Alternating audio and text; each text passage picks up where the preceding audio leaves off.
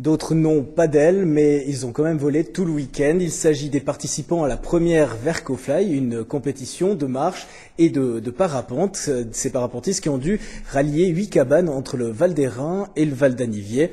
Il y en a un de ces participants qui n'a pas pu participer sur les 4 jours de compétition. Il a décidé de le faire en un jour et de manière particulière. Yannick Bacher l'a rencontré.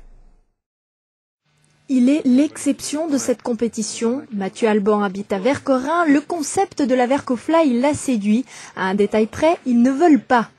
C'est donc à pied qu'il a décidé d'y participer. Je m'apprête à mettre un petit peu la pression à nos amis parapentistes. Je vais faire le tour des cabanes du Val d'Anniviers en marchant. Je vais commencer par la cabane des Becs de Bosson, ensuite la cabane Maury, le Grand Montet, l'Arpiteta, la cabane Tracuit et éventuellement le Weisshorn. En règle générale, on compte à peu près 4-5 heures par cabane. Et il y a 5 cabanes et j'aimerais bien faire le tour en 10 heures, alors ça représente quand même un temps relativement court.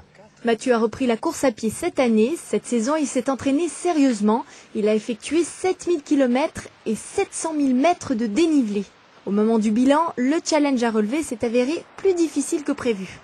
Pour moi, la principale difficulté, mais qui était un petit peu de ma faute, c'est, je pense, un léger manque d'alimentation à la montée de la cabane Moiry. J'ai fait une petite fringale. Et sinon, au point de vue du parcours, c'est la descente du col du Pigne qui est relativement périlleuse. Il n'y a pas de chemin, il y a des falaises, de la glace. J'ai eu quelques cailloux qui m'ont tapé dans les malléoles et puis je me suis tordu une cheville.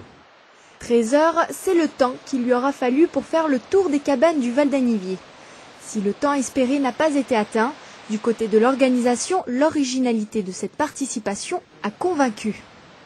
Maintenant, on aimerait bien que l'année prochaine, ils viennent et qu'ils nous fassent l'intégralité. Il semblerait que ce soit possible, alors on se réjouit de voir ça. J'aimerais bien qu'on garde une équipe ou deux de marcheurs. Ça pourrait être aussi des marcheurs qui se relayent et qui se passent la balise chaque jour. Ça, c'est possible. Pour montrer mettre un petit point de comparaison par rapport aux parapentistes. Mais ça reste une course parapente.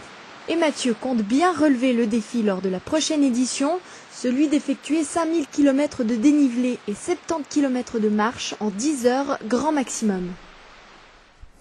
Demain, nous verrons une seule femme, la seule femme participante à ce Vercofly. Nous verrons le portrait de cette Genevoise qui fait du parapente depuis longtemps. Une petite question encore philosophique pour terminer cette émission, François-Xavier Putala. Est-ce que l'effort pour l'effort, c'est le propre de l'homme ? J'aimerais jouer le joker sur cette question. Il me semble qu'en général, l'effort doit être à disposition d'une finalité et d'un but plus haut. C'est-à-dire l'intelligence de l'homme permet de faire des efforts pour, en principe, être au service des autres.